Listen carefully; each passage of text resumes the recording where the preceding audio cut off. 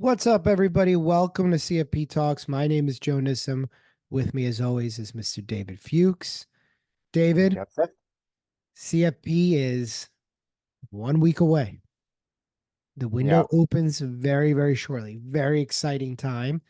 Um, as we said in our last show, I'm like, it's crazy how fast the this time between March and July has gone.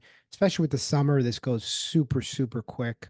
Yeah. And the spring and Memorial Day and all that stuff that's in between. It goes by like that. You have weddings, you have this, you have that, you're going to the beach, and boom. All of a sudden, it's like a week later, you're like, shit, I'm taking the exam. I'm taking the exam is right. So for everybody who's kind of sitting in the next, Week week to 10, week 7 to like 10 to 14. 7, yeah, something like 7 to 14 days, right? The Yeah. window's a week long.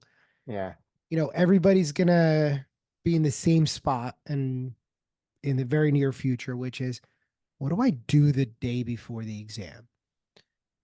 And I'll preface this by saying I know a lot of you guys feel very guilty if you're not studying. We have a kind of a different approach to this. And one thing that David always says is like he's you you make the analogy to sports of, if I'm getting ready for the big game, I'm not Yeah. trying to practice at 10 o'clock at night the night before. I'm trying to start to get myself mentally there. So what do you mean by like trying to get mentally there or mentally in the zone the day before? I mean, you played sports, so you know. I know anyone that has or anyone that has done anything competitive. It doesn't have to be sports. Like you could be a chess player, you could be in a dance, whatever. Um, before an exam, before the SATs, like just to analogize it to books or an exam, but just getting mentally there, just getting ready, like because part of getting, coming through in big moments is mental. It's not just the physical or the skills. It's are you mentally there? Are you mentally ready? Is your adrenaline going? Can you envision yourself, succeeding? How you're going to get through tough times, just stuff like that. So it's just kind of like putting yourself in the zone, saying, I am kind of, I'm in a mental place where like I'm ready right now to quote unquote go to war and be in competition and come out a winner. So that's all.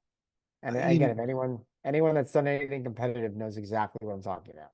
I love that. I love that. And there's obviously here's a couple of easy things to do, you know. And just really quickly, you can even if you're a sports fan, even if you've never played basketball before, but you're a huge Knicks fan, you know what I'm talking about. You got to bring up the Knicks, don't you? So Got I know, I know. don't bring it. I'm still sore. But here's a couple things. One, don't cut anything close tomorrow. Okay, get to your exam center early. Wake up early. Wake up earlier than you think you need to wake up. Make sure that you kind of have your routine set for the morning. If you have an automatic coffee machine, set the timer. If you're going to have breakfast in the morning, get everything that you need to get prepped for breakfast. Don't be running out in the morning to the store. Don't do any of those last minute things. There's nothing last minute about tomorrow. But building on what you said, David, is one thing that I kind of really set myself for is, getting mentally in the zone for a lot of people, I think means like, I want to think positive thoughts. That's not the way that I approach that. And I think, anybody who's played sports kind of knows like I'm going into a war tomorrow, or like we're playing a really good team, or I have a really big opponent. So I got to be ready for that opponent. And that means not like, oh my God, everything is going to be easy, or, I think positive thoughts and I don't want to think about the difficulty of the task at hand. I encourage you to actually think about the difficulty of the task at hand. Absolutely. 100%. Like, that this is a difficult task, embrace that, Yeah. right? Do Hmm. not try to avoid it or put flowery positive emotions around it, because what you're doing is, in my opinion, you're secretly kind of escaping the difficulty of the task. a hundred You percent. you know tomorrow's going to be a battle. I am getting myself ready to get punched in the face from question 1 to 20. Right? I know there the CFP is coming out hot, and I'm also kind of going, well, I know my preparation and I'm thinking about how I'm going to do it. And what that means is I'm not, because I understand the difficulty of the situation, that means that I got to buck down into my training, right? Because remember, that's what CFP, the exam, is revealing, is how good your training was. And if your training is good, you got to be ready to trust that training. Yeah. I also so love that point. Love that point. Because it's not just like you're not just thinking to yourself like, I'm gonna go in there, I'm gonna crush it, I got this, this is gonna be so easy, bing bang boom. You're gonna go in and get smacked in the face so hard if that's your mental state going in. I remember I said to you, or I said, I think it was to you, that part of me getting in the zone was me saying to myself, I know that there's gonna be points tomorrow or whenever, however many days it was, that I am gonna get smacked in the face. There's going to be questions I don't know the answer to. There's going to be questions that I don't even need, I'm not even going to remember even studying the subject. And there's going to be a stretch of time Mm, where I'm going to feel like that. And and we always talk about expectations, going with the expectations, going with the right expectations. That helped me because I said to myself, it's not going to be such a smooth ride. I am going to get hit in the mouth. There's going to be speed bumps. I have to know that going in. I'm not going to get every question right, right. obviously. All right. So going in and kind of painting, there is going to be some adverse times. It is you just said I encourage you to kind of face those feelings. That's instrumental. Yeah. And in terms of your expectations, like I like what you said there. Like in terms of your expectations, have none. Because I had 8 people from my group class take the exam. I chatted with every single one on the phone afterwards. Every single person had a different exam experience. Every single person. And that means not just the actual exam itself, where some people were going out where they had a very different experience, where they had a topic tested and others didn't have that topic tested. You genuinely have no idea what's going to be on the exam. So if you go in going, they're not going to test that. You're going to Yeah, be brutally slapped in the face when they do test it. And if you go in going, they have to test that and it doesn't come out on the exam, you're going to be very disappointed. So your job is to be, what does Bruce Lee say? Be like water, right? You got to kind of be ready to flow with it. And that means there are times that, what am I going to do when I get low? I'm going to go with what I know. I'm going to take a breath. I'm going to stand up. I'm going to take a second, have a strategy for what happens when that, because remember, it's never a question. It's going to be stretches of questions. You're going to get, and you're not going to want to believe, you're going to go, tough question. Shit. Another tough question. Shit. Another tough question. Holy shit. This has now been 8 questions in a row that I'm getting my ass handed to me. Um, you got to be ready for that. And the more that you're ready for that, the better off that you'll be. Again, there's no sunshine and roses here.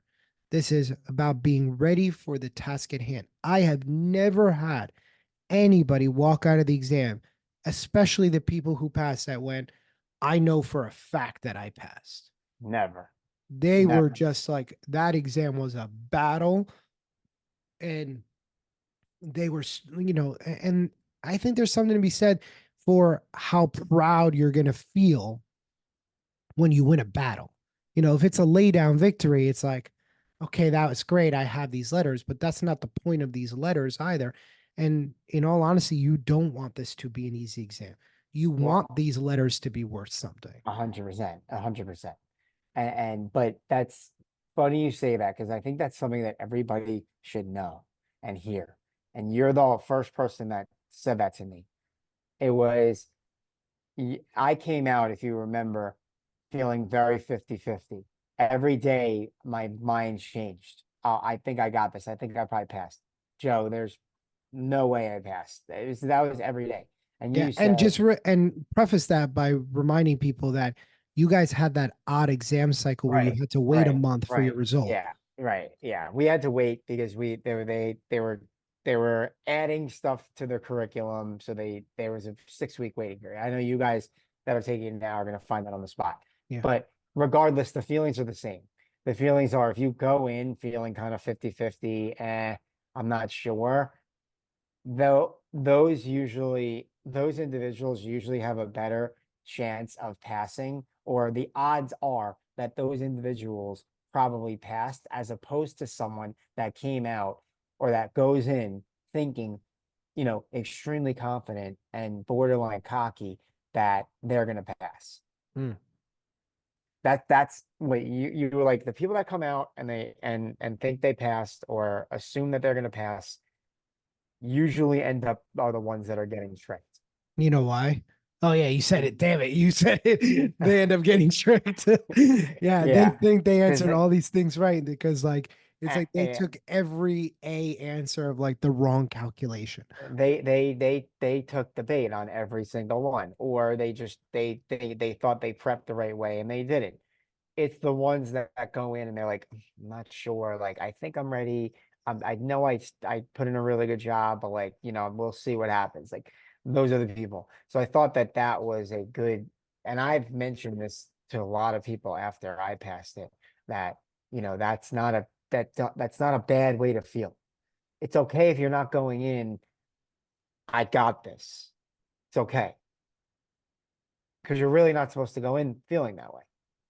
I don't think you can like the thing is that if you take off from work, the thing is about CFP is that if you're a college student and you're taking the exam, one of the things that you're genuinely missing is the professional element of being in the field, being around clients, understanding how to work with clients, what your do's, what your don'ts are, which it gets tested to some extent because there is some subjectivity in some of the way that the questions are answered. So if you're a brand new college student and the only thing you're doing is studying for CFP, you miss that element.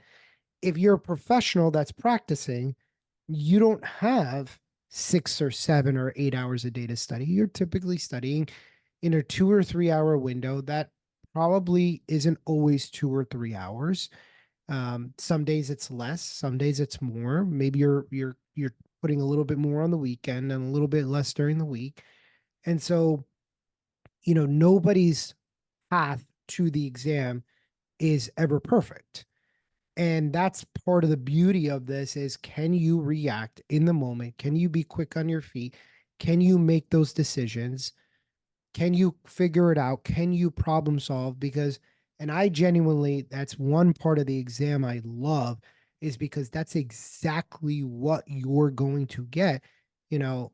And I know that, we chat a little bit about kind of what's going on in your career. And, part of it is, working with people in the office and managing that. And part of it is sometimes your clients are brats and sometimes they ask you things that, you don't necessarily know. And sometimes they're going to be upset, and sometimes they're going to be irrational, and sometimes they're going to come in with these ideas, and sometimes you're going to have to sit and educate them. Sometimes they're going to come to you with a legitimate problem that they don't know what to do with. That's kind of the beauty of this profession that you get to deal with. And that's the beauty of what the exam is trying to do. It's trying to replicate that experience in an academic setting. And I think they do a pretty good job of doing that because it's a pretty tall task. For sure. So, there's a lot of problem solving that goes there. So I think, in the sense of getting yourself ready, be ready for a battle, get yourself to bed nice and early. Don't screw around the day before. Don't get cocky the day before. Don't go in with those feelings. Don't be like overly confident finance bro and go, I got this, I'm crushing. I'm gonna do amazing.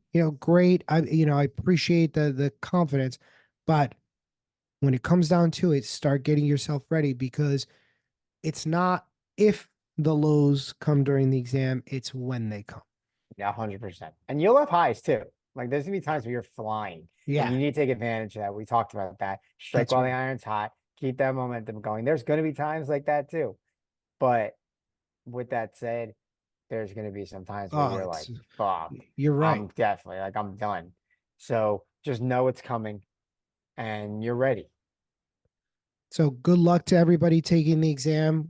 I genuinely hope that this is helpful. And this is something obviously that I give to my students in their classes, but it's something that I wish somebody had told me prior, and I hope it's helpful for you guys. So good luck. Looking forward to seeing all those new letters after some names here in July, and we will see you guys on our next episode.